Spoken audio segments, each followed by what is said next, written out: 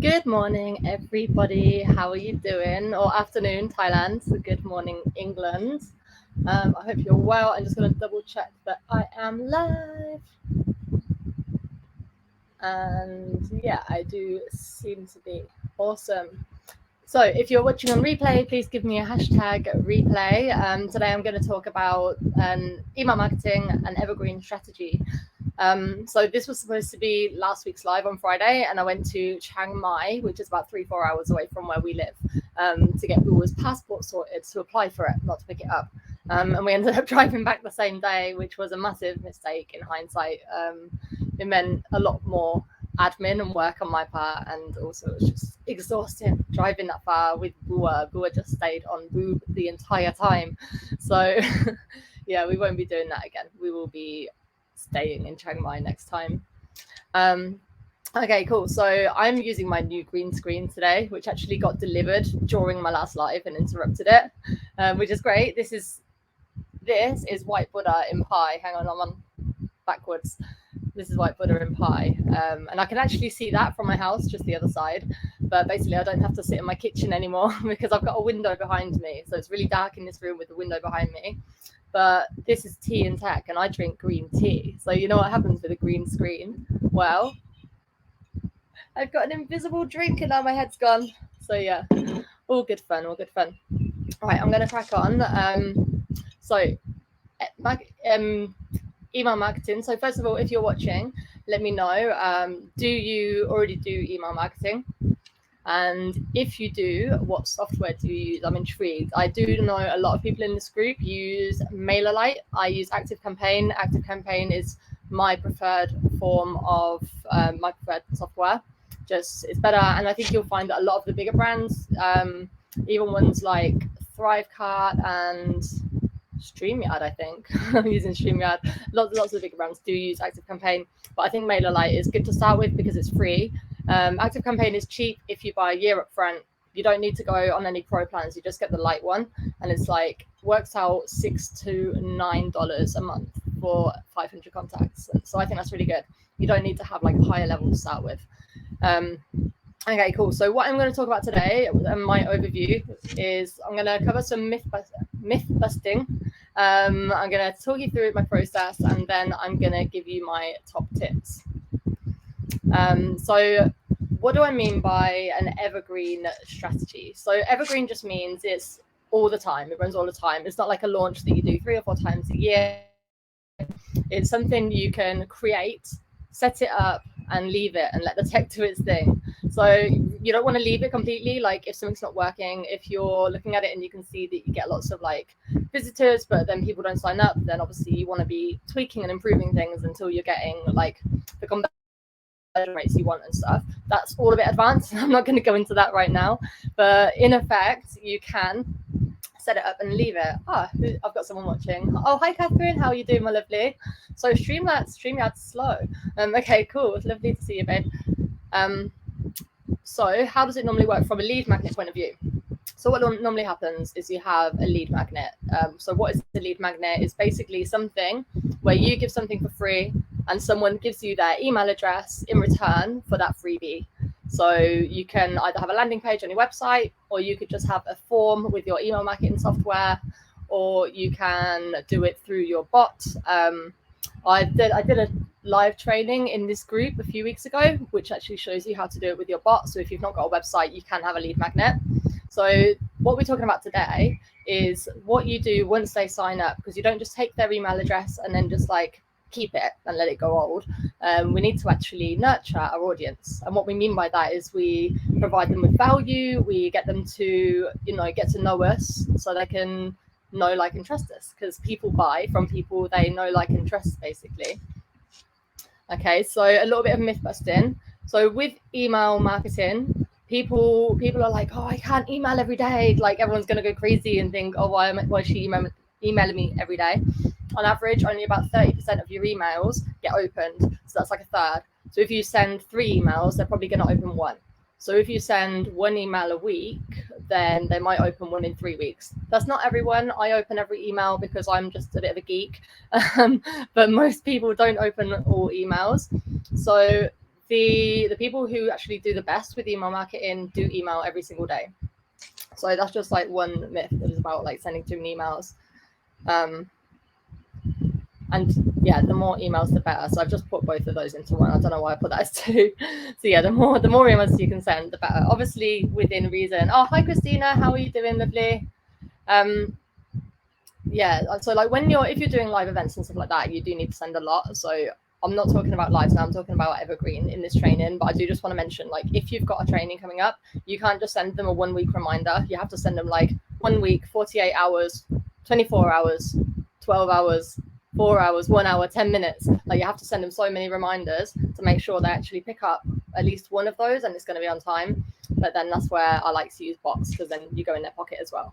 But I'm going off the subject then. So I'm going to talk to you about the emails. So what you need to do. So if you want to plan like how you're going to contact and nurture these people, first of all, what you need to do is think about who it is that's obviously taking your lead magnet. So when you set up your funnel, whatever it is that you're using to collect these email addresses, you obviously already made a plan then of who it's for and what they want.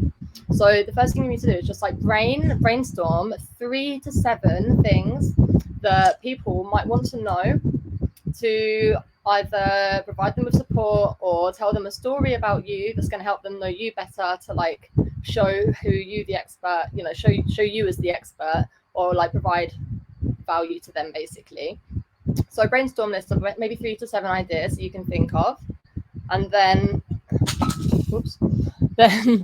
so think about, and then also just think about the end goals. So all these people who you email in, what do you want them to eventually do? Like, where do you want to drive them?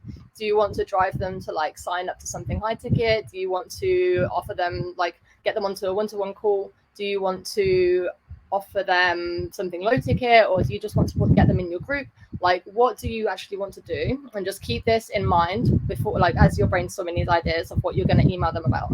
Because what we're going to do is we're going to email them as soon as they sign up, for, depending on how many emails you want. It can be, you can do it one a day, or you can do it every other day. I recommend one a day, and then it's going to be for how many you came up with. So let's just say 5 emails. So once they sign up, every day for 5 days, you're going to send them 1 email.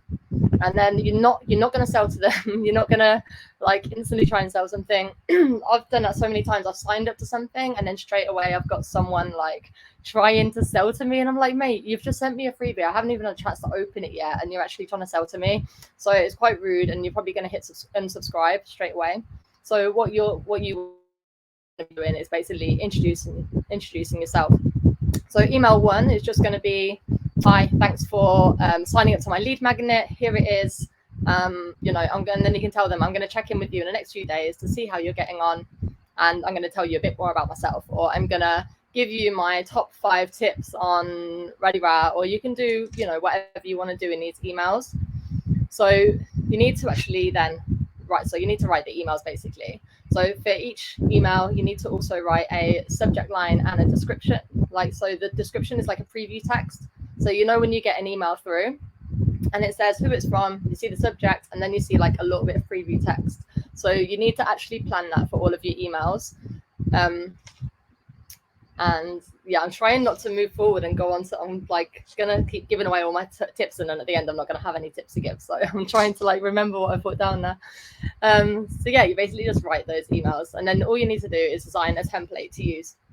So depending on what software you use, it will look different. But when I say design a template, I'm not talking about some colorful thing with like different columns and loads of images and loads of colors and stuff. The idea is you need it to look like an email that's come from a real person. So you want it to look like you've sat down there and you've written this email, and it's going to that one person and no one else. So you don't want to have like a header image at the top. On the first email, you can have a header image which matches your landing page of where they got your freebie, because then when they open it, they'll recognize it, they'll remember it from the landing page, and then they'll know who you are. But then after that, you just want it to say hi and write the email. But then at the bottom, you probably want a bit there, like your email signature, basically. So you can have like a photo of you. You could have your social media links. You need to have, for GDPR, the privacy rules in Europe, you need to have a postal address on there, and you need to have an unsubscribe button. Whichever email software you use will already do that for you, basically. But you just need to choose what fonts you're going to use, what size font, what type font, what colors you want to use for links. And you want to make sure you do that all the time. So once you've created your first email, how you want to look at how you want to look at how you want it to look, you just then duplicate that, and then you just change the text out for all your new stuff. So I mean, I can show you guys if you want what it actually looks like to set this up on ActiveCampaign if you want me to. That's totally fine. But I'll just keep going for now. So yeah, you create your email, and then once you've set that up, you set a 24-hour wait, so that no matter what time they signed up, it'll be exactly 1 day, and then they'll get sent the next one. And then you do that. So wait a day, send the next one, wait a day, send the next one, wait a day, send the next one. And then at the end of however many emails you wanted to send them, what you then do is you put them into your newsletter list. So when they sign up to your lead magnet, they don't go into that list, because you don't want them to receive too many emails and be like, wow, I've received 2 emails from this person today, what's going on? You just add them into the newsletter list at the end. And then in your newsletter, which you can send however you want, I don't recommend a month. I recommend a week, one a week. So like you can do it on the same day each week, so they know what to expect and so on. And then that's when you can actually, start to sell things if you want to. Now, unless you're like in launch mode, I wouldn't recommend actually like sending like sales emails. What I like to do is just like add a PS at the bottom, or even you can mention it at the top or whatever, but just mention it, but then make sure you still got your value in there. So make sure you're always just like lighthearted, telling a story, talking a bit about what happened to you. So yeah, that's what you should be doing in these emails, is basically telling a story, something that's happened to you recently, or something that happened to you a long time ago, but that relates to something that is something you value and you want to teach, so that you're always like showing them more of you. So hang on, just read. I've written long notes for some reason. Yep. Yeah, that's done. Yeah, okay, cool. So yeah, and then one other thing you can do before you put them into your email, into your like main newsletter list, is you can do like a mini launch if you want to at the end of your warming up emails, which can be so like one sales email, and then offer them a one-time product with a one-time price. Now make sure it is a one-time price and you're not just doing like fake, you can have this for 12 hours when really they could just get it on your website, but you offer them something.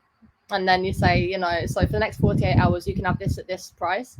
And then after that, you send them another email, 24 hours, 12 hours, 6 hours, 4 hours, 2 hours, like I said earlier, and just give them that option to buy. Because if you're given a sense of urgency, people tend to act fast. They don't have like as much time to think about it and talk themselves out of it and all of that kind of stuff. So you can do like a mini launch then. And then if they buy it, then great, they've bought it. And you obviously just remember to like tag them or something so that they don't get sent any more sales emails when they buy. That's a little bit more complicated depending on what software you use, but you can basically link up PayPal and Stripe to your email software so that when someone buys something, it automatically like tags people. Then you can just add a rule that says when they've had this tag added, take them out of this email sequence. So yeah, I don't want to get like too technical when I'm talking, because if you can't visualize it, it's going to be a little bit hard to visualize basically. And then what you can do is if they don't buy at the end, you can just offer them a downsell if you want to, or just leave it and keep going basically. Because obviously you need to just keep providing value and making them trust you. Sorry, my cats have come in. I've got a feeling they're going to start fighting around my desk because I like to do that and knock things over, don't you? Naughty cats. So that's basically in a nutshell, like what it looks like. Like, let me know if that makes sense, if I've just kind of completely like confused you there, or just let me know. And then I'm just going to go on to like basically my top tips of like what I found like works the best and some of like best practices. So one thing I do personally is, when earlier I told you to write a subject line, what you should actually do is write 2 subject lines. And also, if you can be bothered, and it is better to do this, also write a different opening, so it's slightly different, just worded slightly different with a different subject line. And then what you do is, after you send the first email, after 24 hours, before you send the next email, you tell it to check and look if this email has been opened. And if it hasn't been opened, you then send it subject line 2. And that way, they might get sent 10 emails instead of 5 because they're not opening them. But it just means that you get a second chance at making them read what you have to say. Whereas if you sent them 5 emails and they've not, sorry, I've got a hair tickling my face somewhere. If you've sent them 5 emails and they've not opened any of them, then the opportunity is just gone, isn't it? Oh, look, they're fighting. Oi, stop it, you two.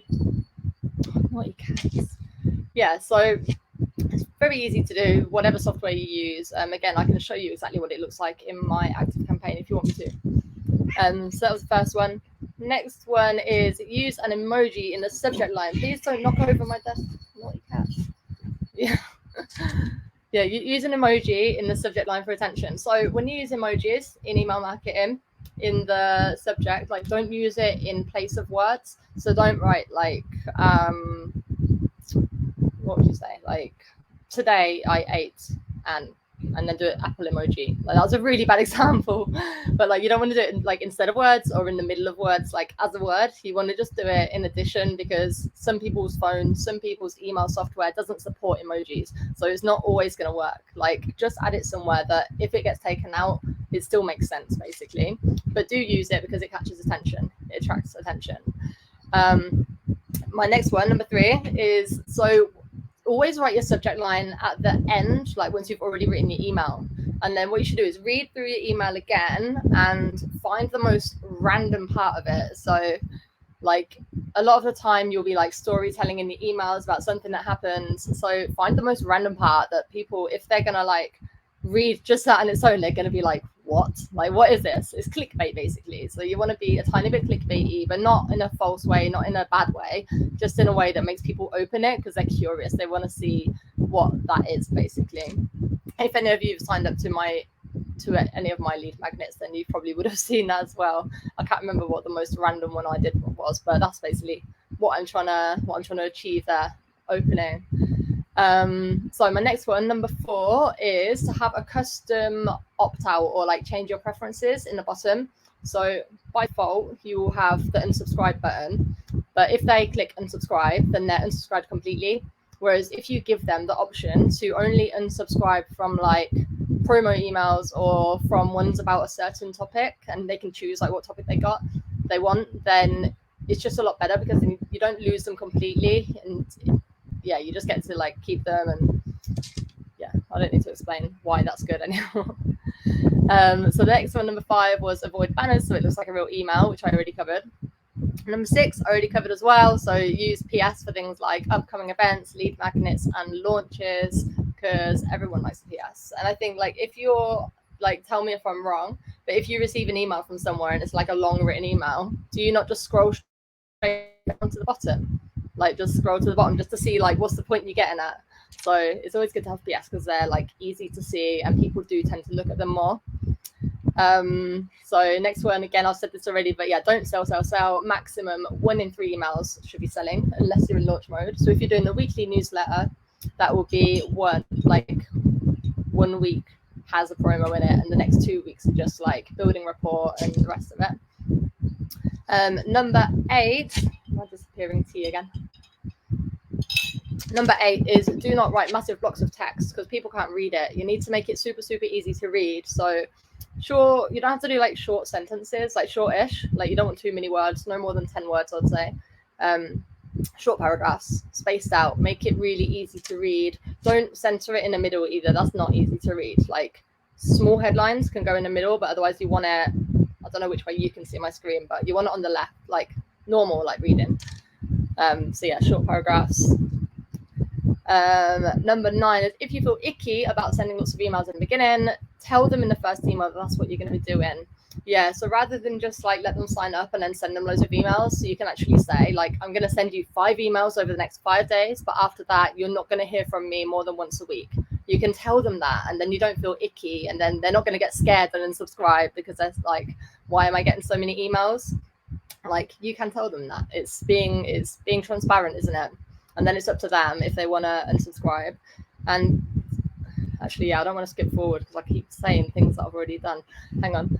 So the next one, 10, make sure people can't be in more than one automation. Yeah, so this is a big one actually. If you've got more than one lead magnet and people sign up, like say people discover you and then they sign up to like 2 or 3 of your lead magnets at the same time, make sure they're not getting emails on every single lead magnet. So I've got, for example, I've got my free 5-day challenge playbook, and I've got the DIY mums one, 7 things to automate. And when people join the group, they're the first 2 like pinned posts you can see if I've not got a poll in the way or anything. So if someone signs up to both of them, they've got 2 separate email threads attached. So what I've done in mine is I've set up a condition so that if someone is already in any other automation, wait until they're not in the automation, then send the next email. And I've done it for both lead magnets, and then I've prioritized the one that's more important to me, which is the challenge one for me, because I'm going to be launching my chatbot in a box, basically. So it's linked to that. So you need to think about what's most important, and then you can prioritize that. So it does get a bit confusing when you get into like rules like that, but just think about it logically, and you can normally set it up like in that way.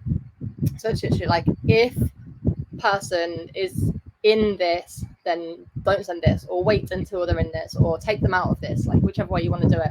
And if you do have ActiveCampaign, like you can just speak to support, and they're super helpful. They will like do it for you. Literally, they will do it for you. They're so good. So next one, 11, is switch on Google Analytics tracking. This doesn't matter if you've not got Google Analytics set up, but if you have got a website and you've got Google Analytics, make sure you link them up, make sure you turn on tracking so that you can see how many people click and go on your website from your emails. Obviously, if you don't have that, you can still check when an email goes out, how many people open it, how many people click it, how many people unsubscribe, and all that sort of jazz. Next one, number 12, there's only 13 by the way. Next one, 12, is add tags for all actions. So if you've got a link saying join my free group, if you've got a link saying check out this page on my website, make sure you tag that link, which means add a label to someone when they click it to show like, you know, this person clicked on this link, this person clicked on this link. So then later on, if you want to sort of like see how many people have done a certain thing, you can just look at that tag and see how many people did it. Or if you wanted to email everyone who did that thing, you can do that, and you can create a list. It's called a segment, like a section of your audience who have done a specific thing. You can email just them people. So it makes it more personalized. Like you don't want to be emailing everyone who's already done something to say do something if they've done it already. So it just improves like user experience, makes it a lot better. And then finally, 13, less contacts can be better. Yeah, so if people are annoyed with you for sending those first 5 emails and they unsubscribe, then good, because you have to pay per contact, and you don't want to be paying for people who are not engaged, people who don't care about what you have to say. So it's almost just as important to repel people as it is to keep people in. So if they're not your people, you don't need them taking up your precious contact space, making your stats look bad, and all of that stuff. So another thing you can do is you can have a look in your reports every now and then to see how many people like have never opened any of your emails, and you can like remove them if you want to, or you can just like email them and say like, look, I can see you haven't opened any emails. Are you interested in hearing from me? If so, click this button. And then if they don't click, then take them out. And then you can, it just means you keep the list you've got high quality, high value. Because if later on you want to run Facebook ads and you want to create like a custom audience a lookalike audience out of these people, which is basically an audience that's made who look like a list of people you give them. You don't want this list to be full of like people who are not engaged with you. You want the list to be full of high quality people who are engaged. So that is literally it, what I wanted to say. I've gone over my time again. It's 25 minutes now. So yeah, let me know if that makes sense, please. And if you've got any questions for me at all. And also if you do want me to do the demo, because I don't want to go on for too long if like no one wants to. Or if you're watching on replay and you do want that, then let me know and I'll be happy to do a quick little 5-minute video to show you. But otherwise, I don't want to keep anyone any longer. So do let me know. I'll give you just a minute. Meanwhile, you can say hello to Rafas, my fat cat. Rafas, say hi to everyone. Yay! Everyone thinks she's pregnant, but she's a he. He's just fat. Yeah. Okay. So I don't think anyone's got any questions. So I'm going to go, guys. So apologies again that this was cancelled on Friday. I hope it helps today, and I will be back this Friday as usual. with, I think, my last like proper training-y one for a while, because I think we've got a baseline of each subject almost now. So great, thanks Christina, thank you for coming, and yeah, thank you everyone. I will speak to you soon. Lots of love.